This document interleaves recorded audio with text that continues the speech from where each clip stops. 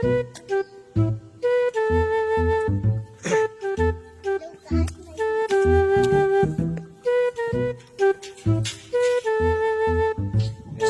na naman kami sa hanging bridge. Sama ko yung aking bulilit. Ayan, takot lumaan.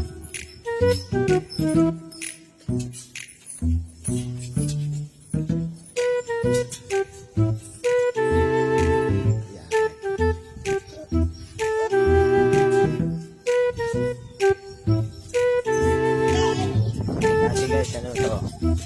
Kahoy lang to. Ngayon, bakal na. Ayan yung aking bulilit to.